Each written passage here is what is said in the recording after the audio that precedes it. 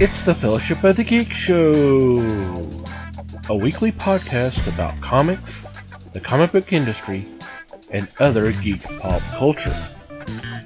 Music courtesy of Manny the Martyr. And now, on with the show!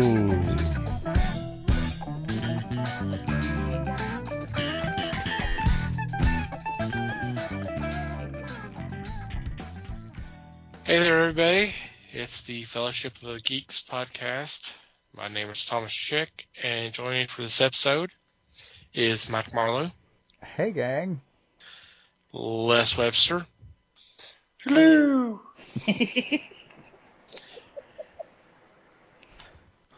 And Liz Newman. Hello. I wasn't expecting that. How are you guys doing? Decent. Doing well, thanks. Embalmed. Hope everybody out there is doing okay. So what's been going on in your corner of the galaxy? I don't really have a whole lot. Oh, boy. Yeah. See, it's when I start searching my brain for stuff that all stuff comes out. Buckle up, people. It's going to be a while. Page 7. Yeah, I mean, there's not really a lot I'm watching. I'm one episode behind on The Mandalorian, and I don't know. I think I'm kind of getting what I'm asking for, and I don't like what I asked for. Oh, you gotta love it when that happens. So This I is think exactly what I wanted. Damn it, why did I want that? why did I want this? No, they just leaned a little too hard into the ideal, and I don't know. It's kind of been a different season. I feel like they're trying to set up so much stuff that they've forgotten the original story they were telling. So, I don't know. Maybe the one episode I'm behind will change. I don't know. That sounds likely, doesn't it? But yeah, I'll have to say, out of the other seasons, this one's different. It just, I'm not gonna say it's not good because I'm still watching it, of course, but it's just different than the other two. We've got a different vibe going on, and I know a lot of that. I've seen a lot with Pedro Pascal is trying to kind of step back from this. And I understand, you guys have heard me bitch about waiting 2 years for a season, and man's got to work, and he's in pretty high demand. So they shouldn't have waited so long. I think, all of these companies right now need to kind of step back and go, this is where we're strong at, and this is where we've been lacking at. So let's stop doing the stuff where we're lacking at and just concentrate on what we're doing good. And, maybe not had so many spin-offs from this point. I think once they figured out, hey, we've got something good with this show, let's focus a little bit more on this, But now, like I said, I just feel like it's setting up so many other different shows that they're forgetting this show. And, like I said, I like Baby Grogu, but you can only show him to me so many times to pacify me. Gotta give me a story. So, yeah. And Shadow and Bone, the second season, finally hit Netflix. I have not seen that yet, though, which is surprising because I was really looking forward to it. But I was watching that Last Kingdom of Heaven, which I've mentioned on this show, too. I finally finished that one because they have a movie coming out, I think, on the 14th. I think it's the 14th of this month, which is supposed to during the time that these 5 seasons came out, the author of these books wrote 3 more. And I Yowie. think the movie is going to cover those 3 books and kind of put a whole bow on this for us. So I'm kind of excited to see that one. Put a hobo on it. What? Put a bow on it, Okay. A gift. You're done, I was kind of spooked there, too.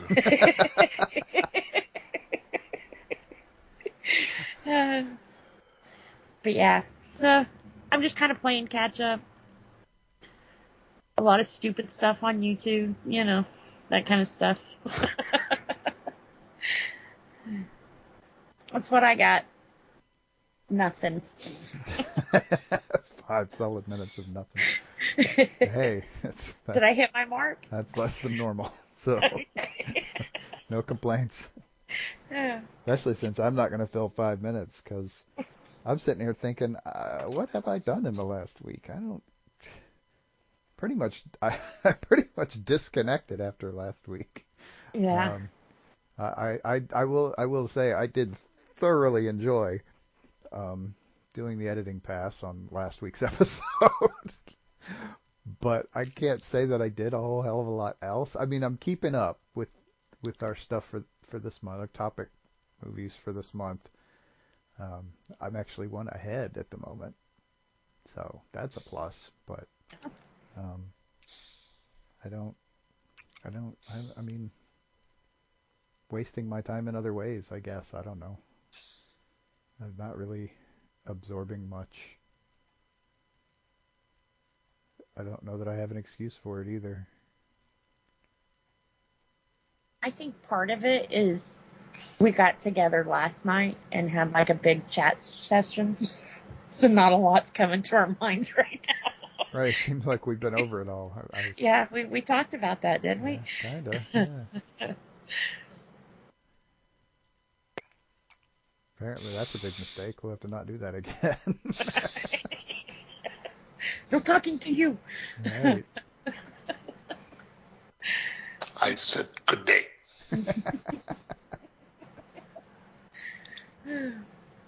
Yep. How about you, Les? Oh, No, that's it. I was going to say, yep, that's all I got.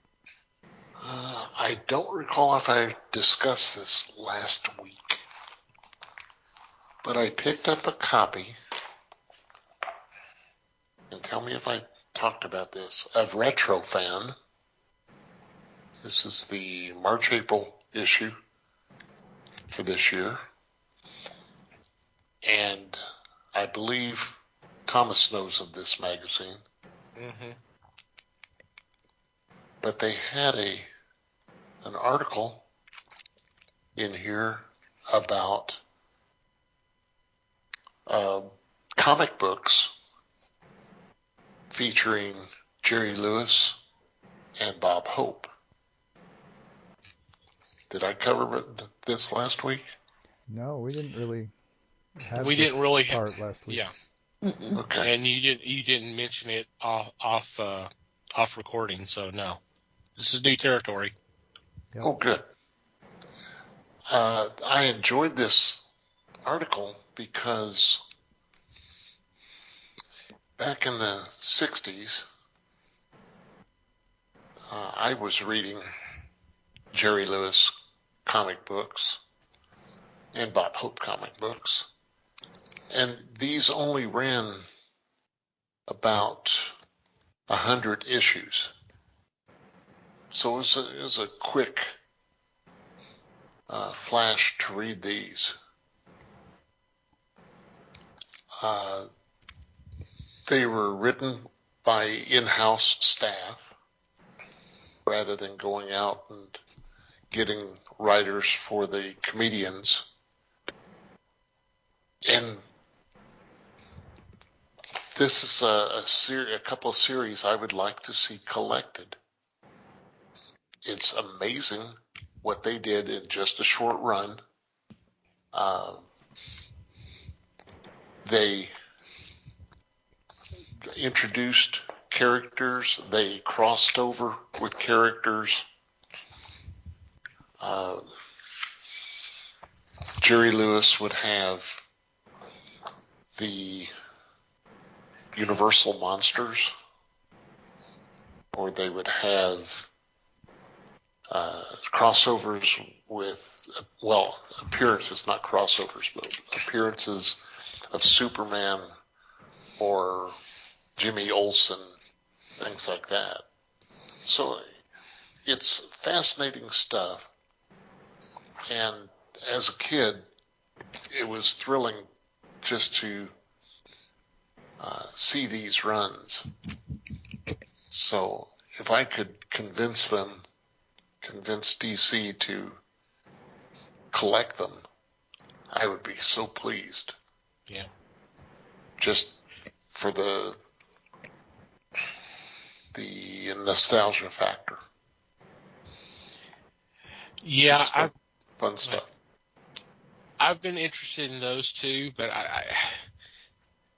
one, I don't think there's enough interest, and two, I wonder if they're going to have to deal with the estates. Oh, probably. Yeah, you're right. Now, did you read the Dean Martin Jerry Lewis comics? Yes. Those were the precursors. Yeah, those were the first ones, and then when they broke up, it just came Jerry's, which is kind of interesting that they just basically threw Dean by the curb. Dean was the straight man. Well, still, he could still do comedy. Oh, I agree. He did a pretty good job of it at times. Mm-hmm. But Jerry Lewis was the clown. I mean, I know.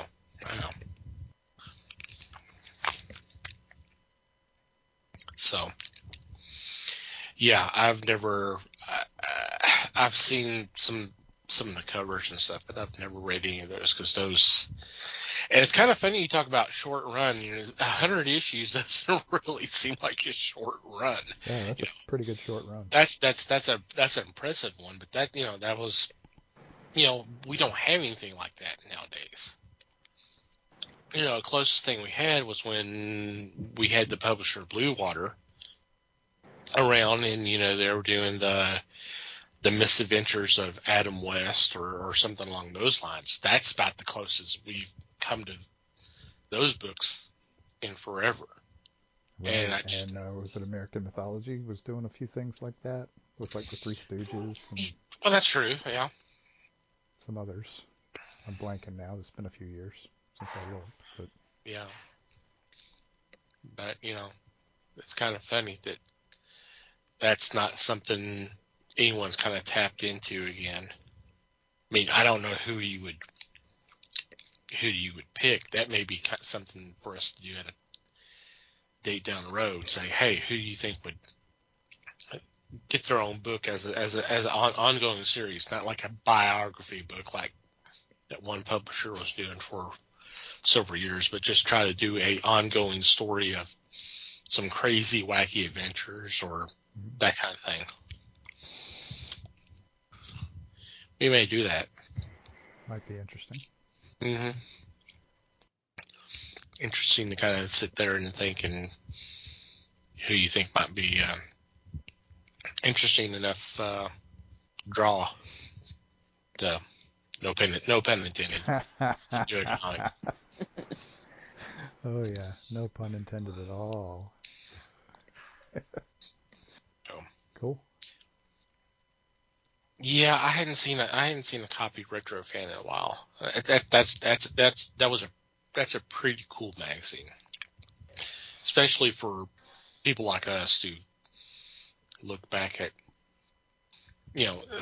It spans anything from the 60s to like the 90s. I mean, it could be anything. It could be, they had like an interview with the actress that played Thelma Lou from Andy Griffith and that kind of stuff. So it's all over the field. It's a pretty good magazine, but unfortunately, I have not picked one up in a while. I hadn't seen it till the day I purchased this one, and that it kind of surprises me. But this is probably not a draw for comic book stores. It's probably not one that they would. It would be special order type stuff. I can't see them carrying a few copies on the shelf for someone to pick up. See, and that's actually strange to me because where are you gonna find a more nostalgic bunch than a bunch of collectors? Yeah. True. I mean, that seems like it would be right in the wheelhouse. To my way of thinking, anyway. I've been warned about my way of thinking before, but you know. Well, we try to be stringent on that, young man. I appreciate it. We need to have somebody looking out for me.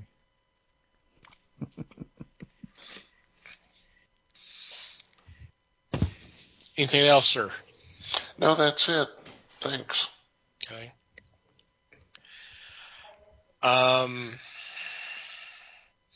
Couple things from me. One, I kind of want to piggyback something that Les, I'm pretty sure it was Les brought up not too long ago. If I remember correctly, you had talked about watching reaction videos to people seeing the Abbott and Costello Who's on First routine.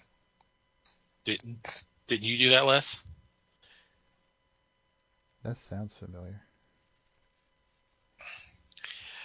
The reason why I brought it up was I was watching something on YouTube, and apparently I had done enough to where it changed the logarithm to show me that someone had done a reaction video within the last week or so of this recording of watching that skit. So I was like, okay, let me watch it. And I watched it. It was kind of fun watching them look at it and laugh at it for the first time and all that. But it got me kind of going down a rabbit hole of a less than well-known routine of theirs. The 7 times 13 equals 28. And watching them trying to figure out how they were doing the math to make that work. Have y'all seen this? I'm sure Les has seen it. No, I have not. You remember this, Les? Yeah. It's some of the funniest stuff. But the thing is like, God, this seems familiar. It seems familiar. Why? And it finally dawned on me, and I looked it up. It's almost identical. It's probably written by the same writers or so that showed up in a Ma and Pa Kettle movie, where they were trying to figure out the percentages of a deal. I can't remember exactly what all the details was, but the guy was going, well, we're talking about 25%, so everybody gets 5%. And Ma and Pa Kettle was going, no, it's 14%, and I'll show you why. And it's literally the same breakdown as the 7 times 13 equals 28. I was like, wow.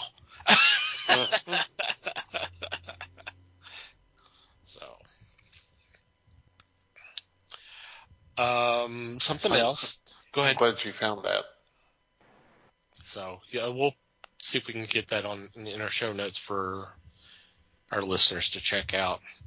Something else. I want to take a couple of moments to kind of promote a little bit and talk about this. Is there is a podcast out there called MASH Matters. Who's been kind enough to follow me, but us being big MASH fans, I've been checking out this podcast. They recently released their 100th episode, so congratulations to them for making it 100 episodes. If you're not familiar with this one, this is hosted by Ryan Patrick, who's a big fan of the show. And it's also Jeff Maxwell.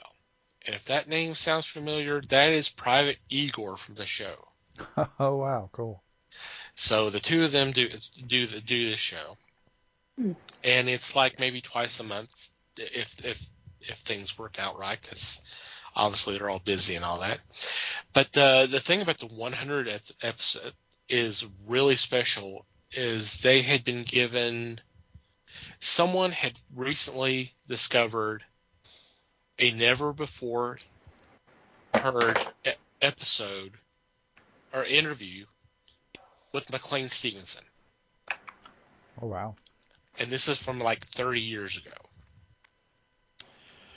So they were given a copy of this interview, and they were able to get it cleaned up and all that, and they played bits and pieces of this interview and kind of comment about it. And it's a really interesting interview because this is one where he basically lays it out on the line. He talks about everything. He talks about how he first found out about MASH, which is a really funny story. And I won't go into details because you really need to listen to it. It's a funny story. He's asked who he thought was the best actor of the group. That answer may surprise you. His least favorite script, and I agree with it, but the original version of the script was a hell of a lot worse. I mean, I can go ahead and go into that if you want me to. But the things that really kind of surprised me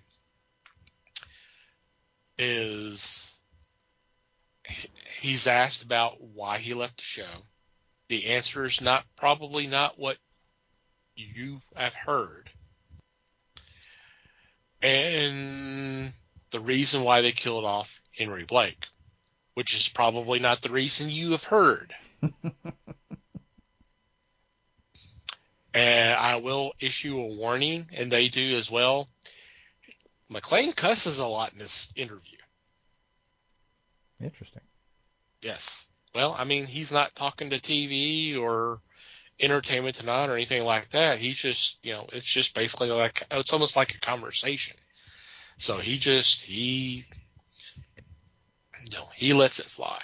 I mean, he is very honest, and it's a really, really good interview. And then, of course, we hear their reactions to what's said. But it's a really good one. If you're a MASH fan, first of all, you need to be listening to this podcast.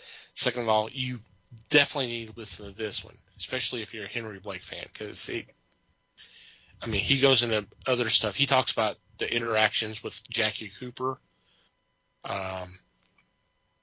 That name sounds familiar. He directed like 19 episodes of the series, but well-known actor in Hollywood. He was one of the original Little Rascals. You probably best know him as Perry White from the Christopher Reeve Superman films, but he was also a director. He directed I think they said 19 episodes of the show before he got fed up and quit. So, some really interesting stuff. And we'll have a link in the show notes. But yes, please. It is definitely worth listening to. Sounds good. Mm-hmm. I am piqued. Yeah, you will really love the story of how he was kind of brought into MASH. I gotta tell a story. I'm not gonna tell it great. I believe it was Reynolds who brought him in. It's like, have you seen the movie MASH? No, I hadn't seen the movie MASH. He said, well, go see it, come back, and let me know what you think. So he located some theater that was showing it, and I forgot what he mentioned where it was, but I don't remember now. He goes down there, like a 4:30 showing or so. Gets a ticket, gets in. The place is packed. But he realizes he's the only Caucasian. Everybody else is Hispanic. This is a Spanish dubbed version of the film with English subtitles. Oh, that's hilarious.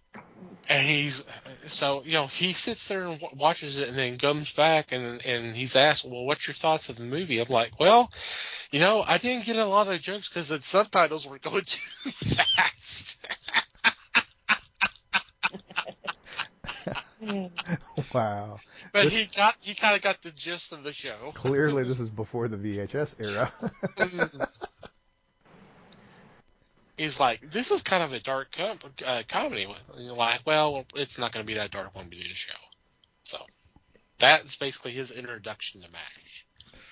Wow. As a Spanish dub version. Spanish dubbed. Wow. With English subtitles that were going apparently 100 miles per hour. Having seen the movie, I can see that. Oh God, can you imagine doing the subtitles when everybody's talking at the same damn time? And that happens a lot. Yeah, it happens a hell of a lot. I mean, you would just have to put the words random surgery noises up on the screen when they're in the surgery, because there's like half a dozen tables around and there's like 5 people standing around each table and they're all talking. Mm-hmm. Well, I mean, not even that far. Where the scene where Hawkeye and who is Scarrett's character? Duke. When they start meeting everybody else, and everybody's just hi, and you got Mulcahy coming in, and if you need anything, it's literally 12 people talking at the same damn time. Mm-hmm. Yeah. Which is something that Altman really wanted to do in that film, and he succeeded. He did it well, yeah.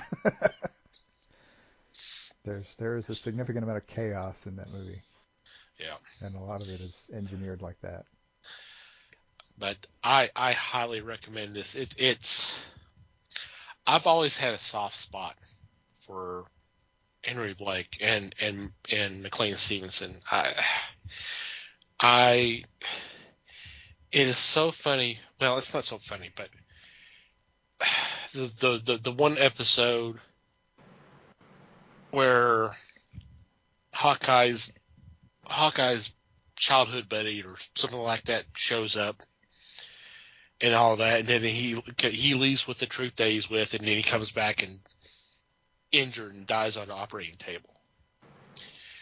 And Hawkeye's just stunned and leaves and is out there crying, and here comes Blake, and Hawkeye's going through this whole thing. I was like, why am I crying about this? I see men die every day and that kind of thing. And McLean has a really nice dramatic scene here, and there's far too few of those during his tenure on the show.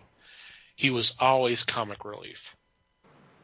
And I thought that was kind of unfortunate, because everybody else got some nice parts where they could show their dramatic side, and he didn't get it.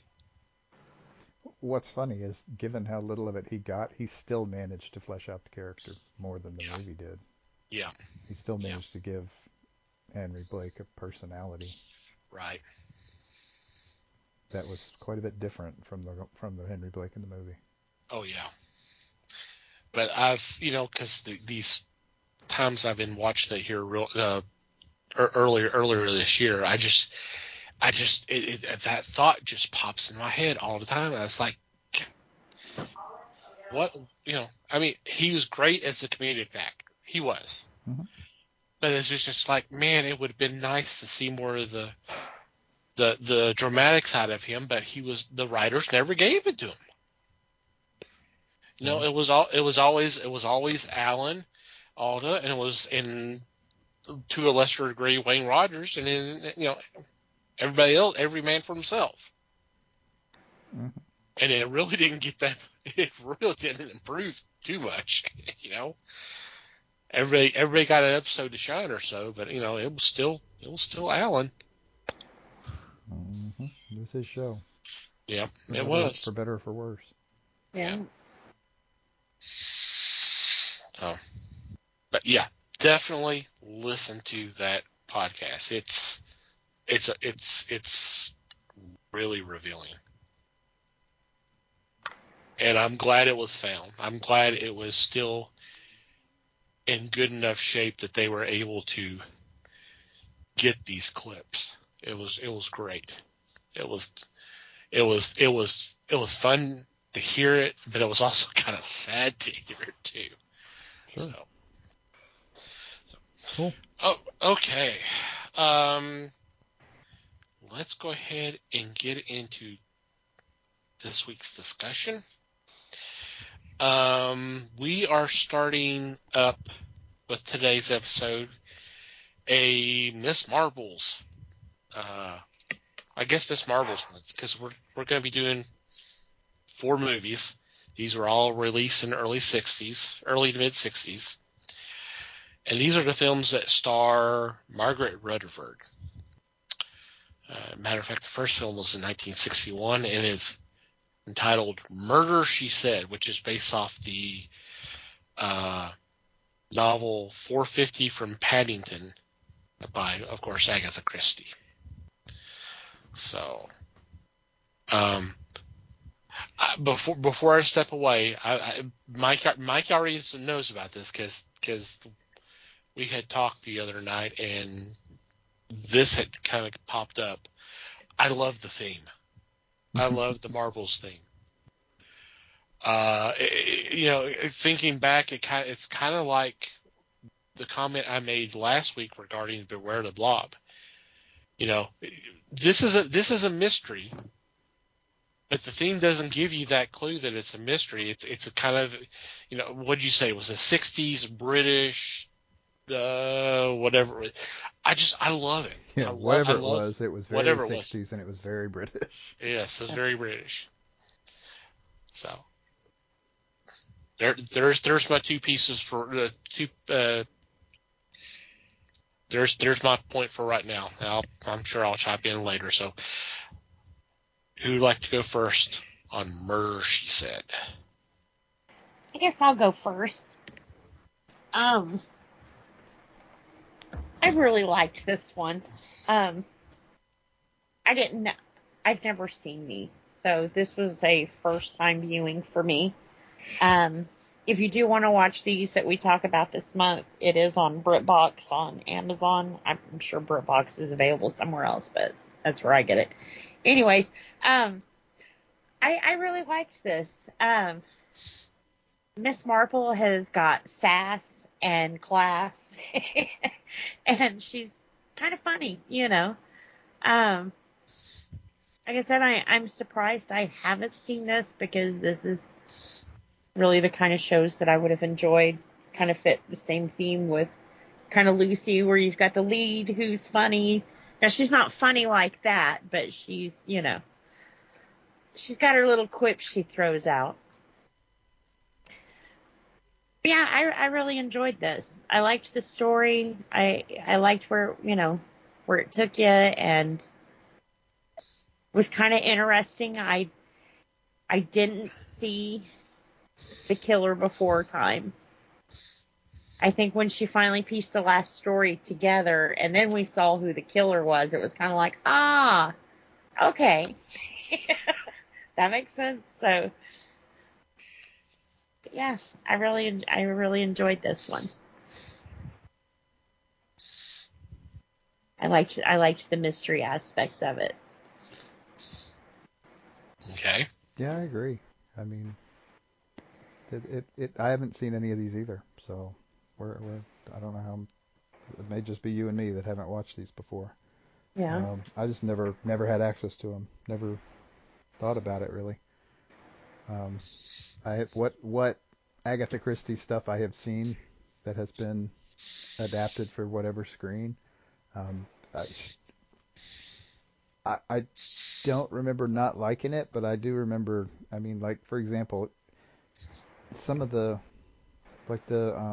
Poirot series that went on for a long time with I'm blanking on the guy's name.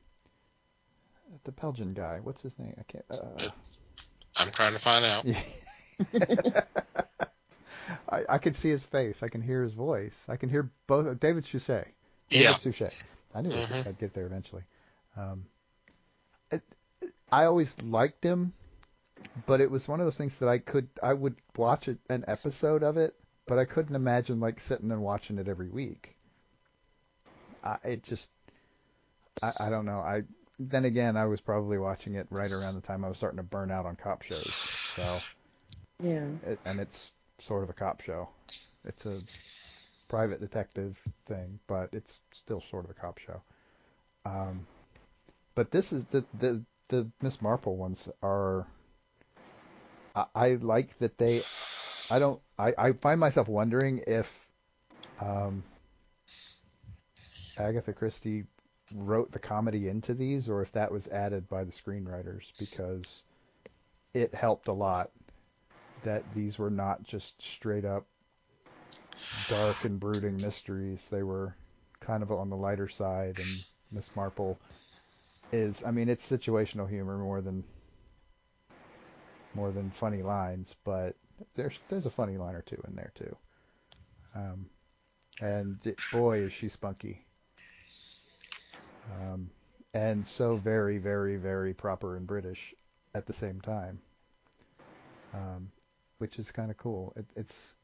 It's a fun. I think it's a fun little departure from that sort of movie, because there was a lot of that movie going on, a lot of that type of movie going on that wasn't the very serious versions, and it's like, but this is a nice little change of pace, and with like a really fun little mystery in it too. It did. Was it a fair mystery? And my reasoning is, did they give you all the clues before the end? Before they said this is who did it? Or is it one of those that kind of slides and then springs it on you that this was the murderer? There are parts in it that I believe the latter. I think it's a fine representation. But it just, to me, there were times where I thought we're kind of pushing to get to the killer's identity. Yeah. I will admit the part that threw me the most, why I didn't see it really coming, was that being the doctor's wife. Because it did fit so well for being the brother's widow. You know, that fit, but I didn't know how, I didn't see how she came to the conclusion that was his wife and she was Hungarian, and just by looking at her hands. So I was kind of lost on that, you know. Yeah, I actually kind of agree in that I mean, we're seeing it as much from Miss Marple's perspective as we can. Yeah. But I actually kind of, I would like to blame the character more than the writing, but I mean, it's hard to separate the two. Right. They were writing her as being kind of cagey and playing her cards close to her chest, and so she was figuring things out, but she wasn't always talking about what she was figuring out. So they're kind of showing the scenes where she's figuring things out without there being any discourse about it. So you're seeing what she's seeing, but you're not seeing what's inside her head. Yeah. Which sometimes they try to do in other stories, and some, I mean, with mixed success, obviously. Some of them are well done and some of them are not. But yeah, she kind of spells it all out at the end. But it might not be entirely clear how she put two and two together when she did. Yeah. So I can see what you're talking about, I think. And most of it that she rattled off, you were like, oh, okay, yeah, you know. But like I said, where the wife and widow, and it was kind of like, wait, huh? Right, How did she know the guy was married? Yeah, and they didn't necessarily go into that when she's seen when they're showing us. It's almost as if sometimes there's stuff that she's seeing that we're not, which Yeah. is the thing that Les is complaining about a little. Or it got cut on the editing floor. Maybe. Yeah. Maybe. Or sometimes the easiest way, and I say easiest with intent, sometimes the easiest way to write a mystery is to not show your final card in your hand. Yeah. Well, and I also like that it kind of set up other people. So it wasn't just a straight pointing, keep pointing you that way. It was like, well, it could be this brother. Oh, well, he's dead now, so maybe it's this brother. Right. Yeah, they wound it into a story for sure. Yeah, which for was sure. good because it would be really boring to have an 80-minute movie in which she figures out the killer at the 25-minute mark, and then the thing drags out for the rest of the time. That would suck. Yeah. So yeah, she's got to be wrong a couple of times, Yeah. and something else has got to happen to show her that, Right. and give her one more little clue towards the real killer. And yeah, there's always some misdirect in these things. There has to be. Yeah. How well they do it, though, is the question. Right. Well, and I think some of the people I suspected she never did. Or they didn't show that she did. They just showed you, like the guy who had the gloves.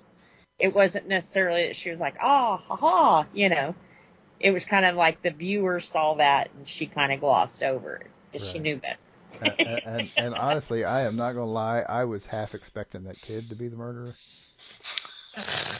I'm hoping. I kind of was too. I thought it would have been an interesting twist. I mean, it's not a very British 1961 twist, but it would have been an interesting twist. Yeah. That kid he was cracking me up at every turn. I Right. thought he would have been, instead of the cops waiting there for the confession, I thought it would have been the kid.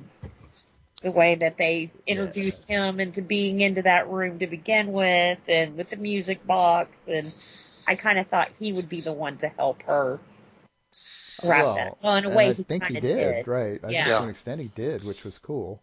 They Yeah. let that kid have a role. I mean, they couldn't have let him be the guy who heard the confession because you couldn't put him on the stand Right. in But- in the UK. But yeah, it was. I thought it was a really interesting role, and I thought the kid who was playing the role did well. He Yeah. did. He Yeah, did but very he was, well. He was just the right amount of obnoxious to be But entertaining. still likable. Yeah. Yeah. Yeah. Exactly. Yeah. And I Well, don't and she often talk handled well him. of kids in movies, so And she handled him pretty well. I think that's why I liked her. She had the kid she was dealing with, of course she had him under control. And then she had the old fussy man, which was hilarious to see them two kind of fuss at each other, which was cute when he proposed, uh-huh. Yeah, But it was like, yeah, you could tell, when she was taking the alcohol and stuff away from him, he said he wasn't happy, but you could tell it was kind of like, he never yelled at her for doing it,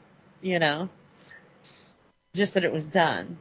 Just for opening the window, he did. That's about the only time he was PO'd. Yeah, and You're she right. shut And it him didn't- down right, and it pretty didn't quick make- on that. Right, it didn't make any difference what he said or did. So Mhm. he learned. Yep, that was a fun interpersonal dynamic for sure. Yeah. And I like the relationship she has with the librarian too. That was kind of cute too. Yep. I think I read somewhere that he was written in for the movies. Oh, really? He wasn't a character in the books. Am I wrong? Did anybody else pick that up? I wouldn't be surprised because you're talking about Mr. Stringer, Stringer. Yeah. That's Rutherford's husband, real life husband. real life husband. Yeah. Yeah. But if you take and look at what the parts that he did play, if you took those out of the movie, it wouldn't have changed anything. So I think when when people start messing with source material, that's when people get upset because you have to change stuff to make that happen. And I don't really, I didn't read the books, but I don't see the part that he played in these movies would have changed what the books laid down. Right. I mean, what he added to these movies could have been something that the character did inside her head. Yeah. Very easily. Or someone, the police guy or something, Yeah. Okay, speaking of the cop, speaking of the inspector, Mm-hmm. maybe I'm crazy, but I liked him. I actually felt a little sorry for him at times in the first movie. But it was like by the end he had kind of figured out how to handle her, or how to at least live with her, how to deal with her, not necessarily control her. And he realized how to work with her. Yeah, he had realized that there was no way in hell he was ever going to control her, so just sort of let her go and see what happens, and keep a close eye. But keep her safe, but she was finding out more than they were. Her methods were unorthodox, but damn it, they were working. Yep. And you could sort of watch him come to terms with that throughout the course of the movie. It was kind of cool. A little bit of character growth. That was kind of fun. Mm-hmm. I would say that she was fast too. Just in the respect that she said goodbye to the doctor and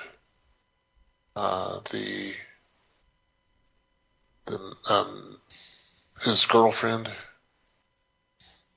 I don't remember her name. Emma. Yes.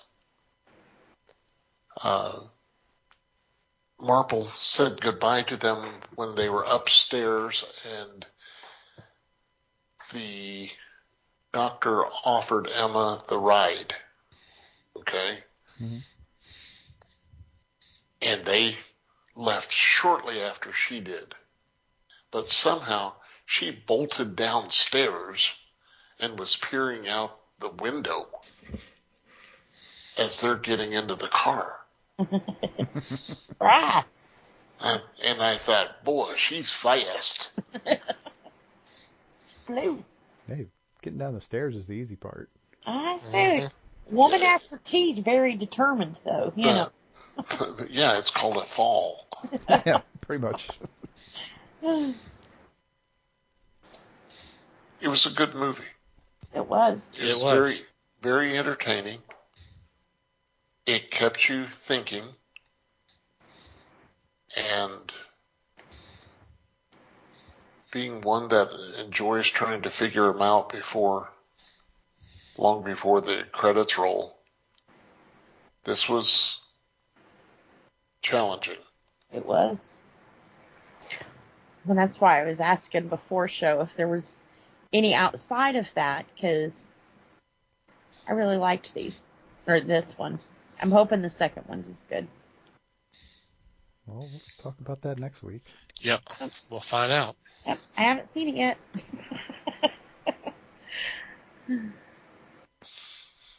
Would it hurt if I said the butler did it?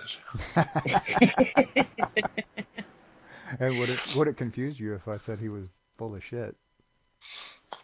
Ooh, okay. Because confusion is good. Now, you did see that there was a book there, a Agatha Christie novel, when she was gathering stuff up. This was prior to the reveal. But if you look, there's an Agatha Christie novel. Have you watched the second movie yet? Yes. Oh, okay. I was going to say, hold on to that thought if you haven't. But which is interesting because apparently Agatha Christie didn't like this movie. She didn't like this adaptation, from what I read. Yes. Yeah, I find that interesting. Oh. I mean, I'm not terribly surprised because, like I said, I think there were some changes to some characters, but yeah. Well, from what I'm reading here, it sounds like they it says Agatha Christie's trademark suspense and underlying darkness are largely replaced by light, even whimsical touches typical of a comedy of manners.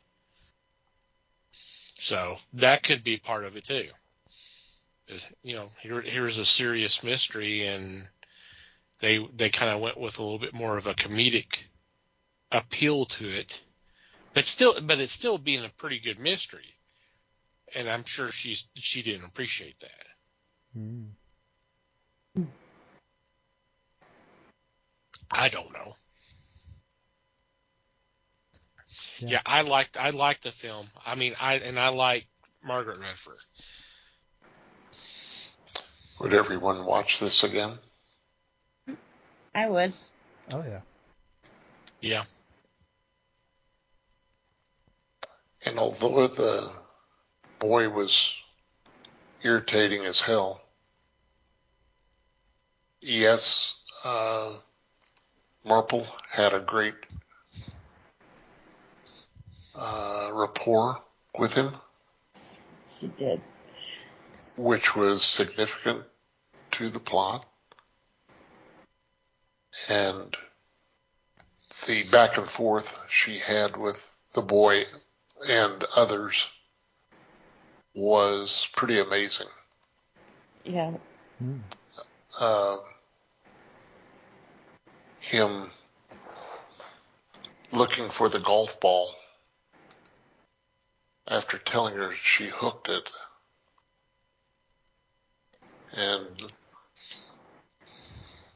Marple says, well, you go look for the hook, I'll look for the slice. I thought it was pretty interesting how they expanded on him a bit just with that instance. Yeah. Yeah, that scene was part of why I think we liked him. And it was an awfully clever way for her to get out there by that fence and snoop around. Mm-hmm. Because, man, it was a bit of a puzzle there at the beginning when she's going out there. She just picks up this bag of golf clubs and tosses them over her shoulder. Like, that's perfectly normal. Yeah. No, Is there I'm sitting a- there going, why in the hell does she need golf clubs? It was an interesting use, for sure. That was. She's a clever lady, that Miss Marple. Are there any other, okay, obviously there's Holmes, but are there any other British investigators that you enjoy?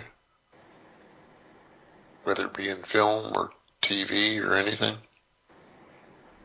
I haven't seen a lot of them, no. Other than like the obvious, like Sherlock and stuff. Yeah, And stuff. That's about the extent of Sherlock. You get, like, PBS brings over some, and has been doing so for, like, decades, really. And oddly, there's not been one that I've gotten into out of that bunch, which is, I mean, for the most part, I think they're just sort of the regular mystery top TV shows that they bring over. Nothing has really jumped out at me that's recent. Yeah, I can't think of anything. Yeah. Well, if I may suggest one, Sure. Rumpole of the Bailey. Heard that name before. This is a series that is based on books, and Rumpole is a barrister. And he has a similar attitude that Jane Marple does. He's the man that refers to his wife as she who must be obeyed. And the BBC has released those. In fact, I'm going to say that you can probably find them on BritBox. But there's some of those that you have to really pay attention to.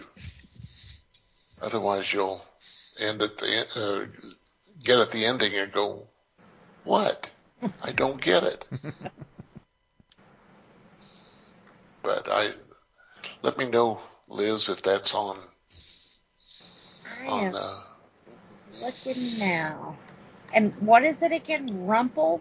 Rumpole, Rumpole, of the Bailey. It is on Prime Video. Oh, There you okay. go. It's like 4 seasons.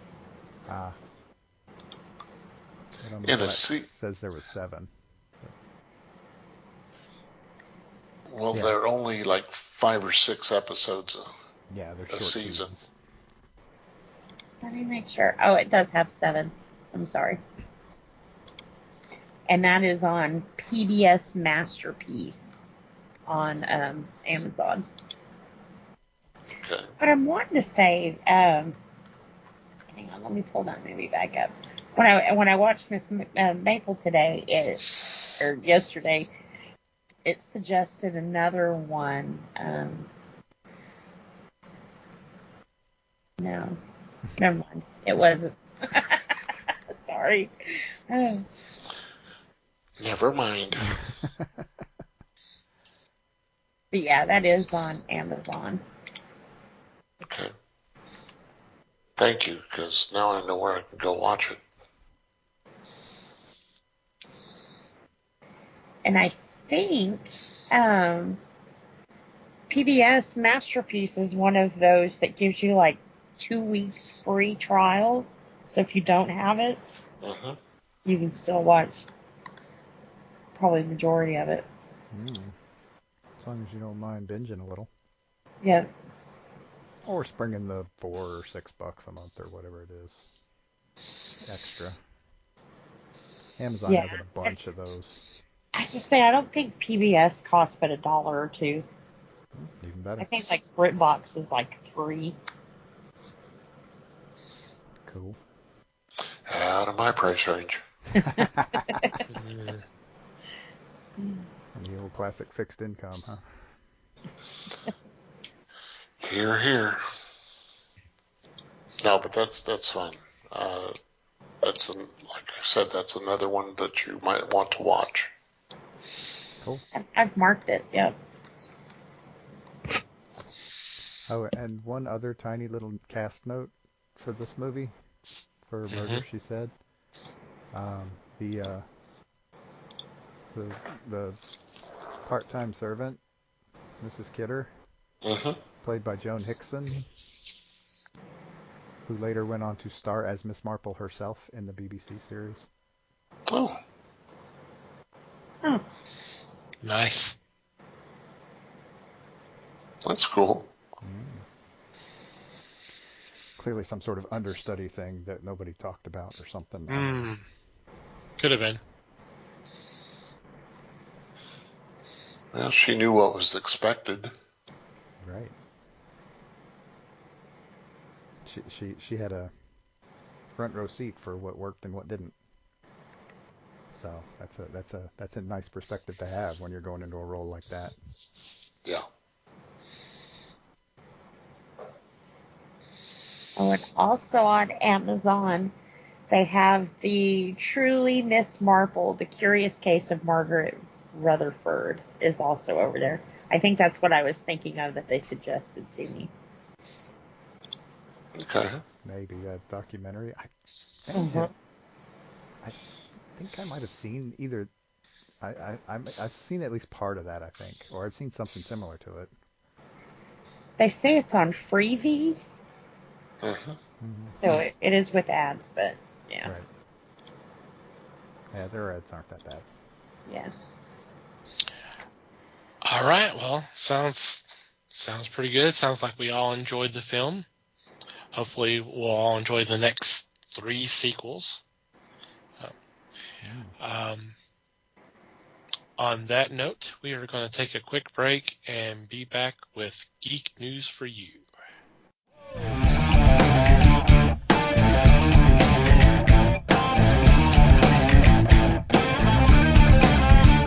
And we're back. It is time for Geek News for You.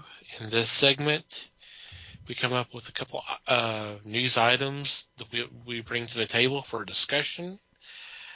In this week, it's Mikey and myself. And Mikey, would you like to go first? Oh, sure. I like going first. Not really, but it doesn't matter. It's not what you told me, but okay. Oh, gosh. Anyway, I'm talking about another. Last time I did this, I talked about a comic book. Well, there's another one coming out. This is actually a reissue, but that's okay. It's an important one because DC is re-releasing the Spy vs. Spy omnibus, which originally came out in 2011. And if you're not familiar with Spy vs. Spy, what the hell rock have you been living under? Because it was in Mad Magazine forever. And it's the two guys, the spy in the black outfit and the spy in the white outfit, and they constantly terrorize each other. And it's an awful lot of fun if you haven't checked it out. And this is a big old book full of this stuff, and it comes out in October. So this is your chance to get on board. If you have a comic shop, talk to them about it and have them order you a copy. If you don't have a comic shop, go find one and talk to them about it and have them order you a copy. Cool.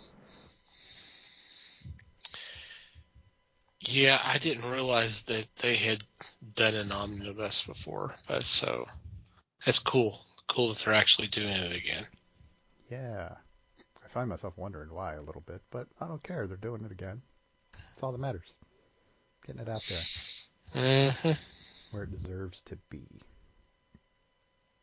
That's a good choice, Mike. Because Prohias did such a fine job creating this. And like you said, it has been around for a lot of decades. Mm-hmm. Long time. And one of the misconceptions of it is that people believe that Sergio Aragonés created it. And he has constantly told people at conventions that that was Prohias. I did not do that. So it's kind of funny standing joke with him. Yep. They also did when they did Mad TV back in whenever day that was. They did little animated shorts of Spy vs. Spy in that too. So Yeah. those may be track downable also, but go buy the omnibus.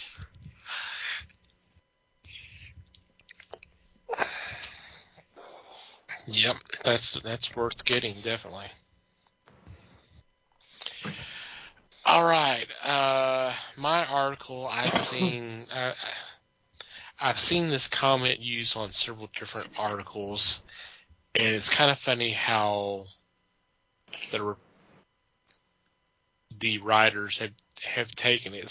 Some have gone, "Oh, this is great news," and da da da da da da, and then the opposite side of the spectrum is like, "Oh, this is never going to happen, so just don't even think about it."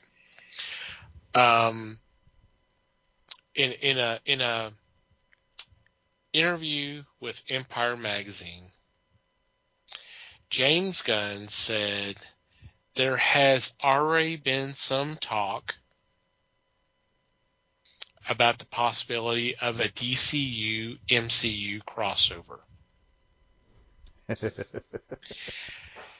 He says it's not going to happen anytime soon because we're too busy trying to get the DCU up and running, and once once that's happened, it could happen. It's not probable. It's possible. So there might be a chance of a Batman Spider-Man movie. Not saying it's going to happen, but who knows? Maybe they could just do an amalgam. Ooh, now that would be good. That would be fun. That would be fun. I would love to have an amalgam movie. Yes. Remember when we did our James Gunn episode? Y'all told me I was crazy for saying that. No. We told you were crazy. It didn't have anything to do with that suggestion. Oh, That's okay. right. Okay. Yeah.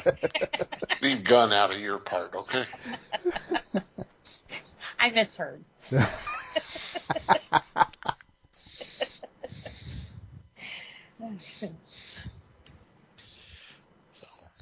That would be cool, though. I imagine it's too early in the process to even speculate, although I'm sure the internet is doing it anyway. Oh, I'm sure. that's the one thing the internet's really good at doing. Is Mhm. just. Just making shit up. Mm-hmm. No. They don't do that. Not They the internet. No. Are you familiar with the internet at all? I mean, come on. I've heard of the internet. Yeah, You kidding? I thought he invented it. it's this big thing they catch fish in, but that's not important right now. Well, you'd rather have them internet than outernet. Well, if you're fishing, especially, Oh. not gonna catch many fish if they're out of the net. I have no idea how we got here, but it's probably my fault. What have I created? It's your creation. Is it real? Come on. It's alive.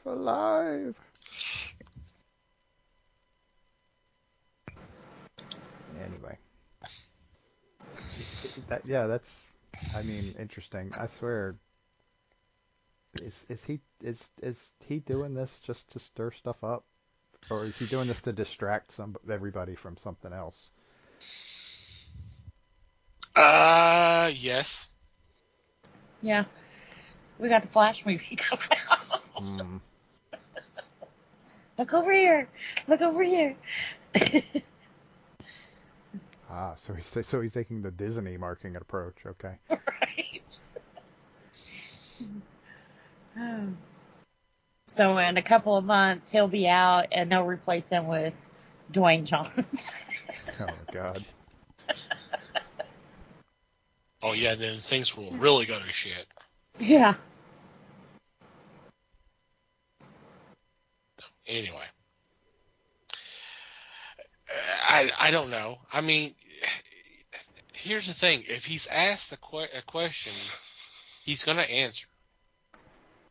I mean, why? Supposedly they've had talks, but who knows? It could have been just something, just kind of passing by. You know. I mean, it doesn't go into any kind of detail.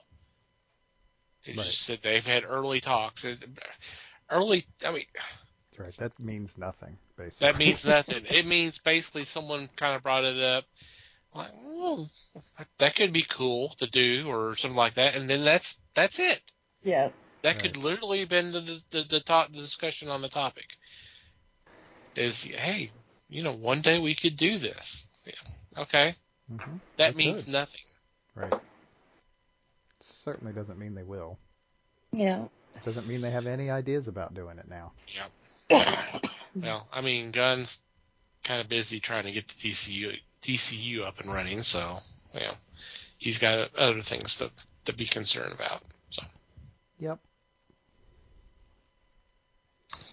When is the Flash movie being released again?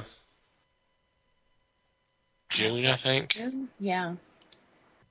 So. June 16th. That'll be a big hurdle for him. Now, it's kind of crazy when you look up a movie and it comes with arrest reports. With a what? with an arrest report attached to him. Okay. Yeah. I said, I will be curious how this one goes. Probably go better than Fury of the Gods. I think so. Yeah. I mean, hell, that's already out on DVD and video. Yeah. The movie came out like in February. That's how bad the movie bombed. Wow. Yeah. They just said, "Fuck it, Put it let's on let's streaming. let's put it on streaming and put the DVD out and see if we can try to recoup our money." Because it's not going to happen by people going to the theater to watch it. Mm-mm. So, all right. Any special shout-outs or mentions this? No, not me. Nothing here. If my sister's listening, I love you. I found out she listens to our show, so it's like, oh Is this not the And- same and if- sister that listened to it before? Because no, not the one in Pennsylvania, the Michelle, the one in Uh-oh. Texas. okay. She said something I had said on the show, and it was like, oh my God, have I said anything bad about her? Not in a while, no. As long as she didn't go back too far, it's all good. No, I'm kidding. Yeah. I'm kidding. Stay in the present. Nothing we can hold over your head anyway. And Michelle, if you're not listening, she still loves you. Uh-huh. Whether I do. Whether you're listening or not. We all love you. Absolutely. Aw. Aww. On the count of three. 1, Aw. 2, 3. Aw, Liz, she messed- I know. What is it with you on number 2? You know what? She's used to it from me.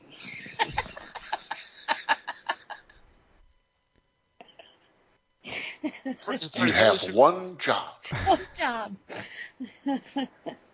For those who I'm not on this one, I do a countdown when we get ready to record, and I get to 2, and I swear to God, Liz coughs or sneezes or does or laughs. laughs. I mean, or anything. something. So of course, when I do a countdown, the 1 to 3 to do she does on 2. I mean, Well, come on. that's when she responds to things is on too. I mean, You should only count to 2. Or I count to 5. My ADD Please, sir. kicks in.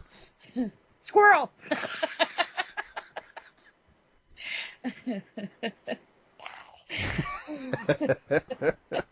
yeah, there you go. To change out 1, 2, 3 for one blue squirrel, and Squirrel. who knows? Whatever words come out, random words. Anyway. Any comment from you, Les? I mean, come on. No, because her sister's listening.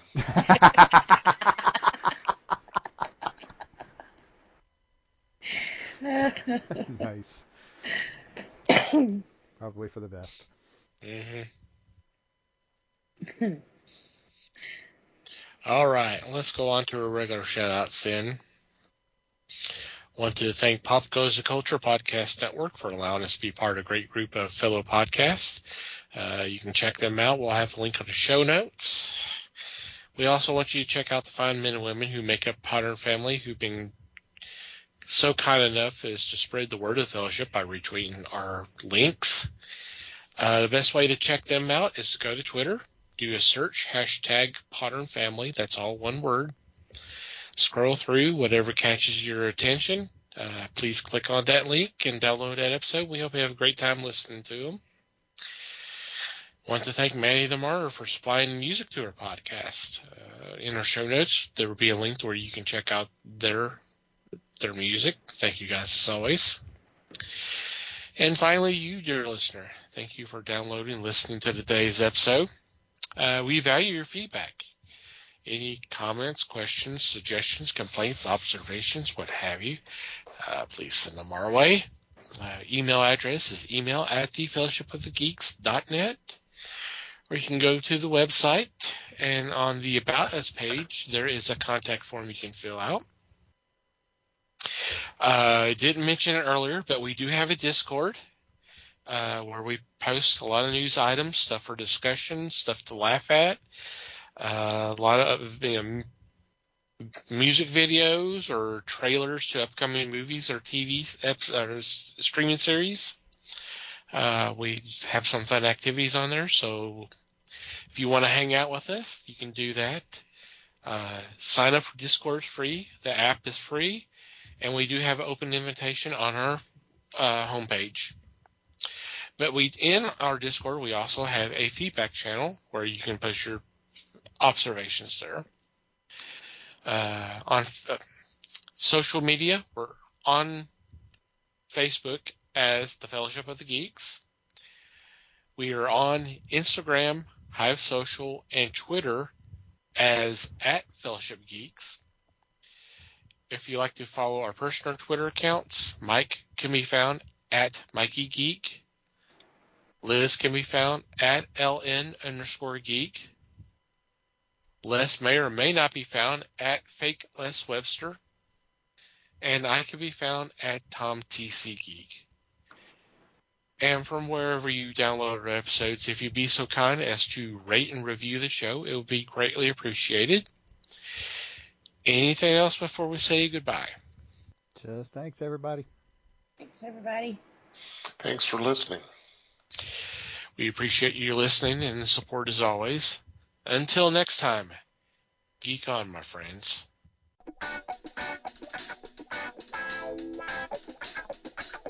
We thank you for listening to the show. Comments, suggestions, and questions can be sent to email@thefellowshipofthegeeks.net.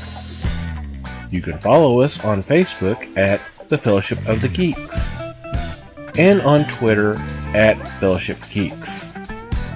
Until next time,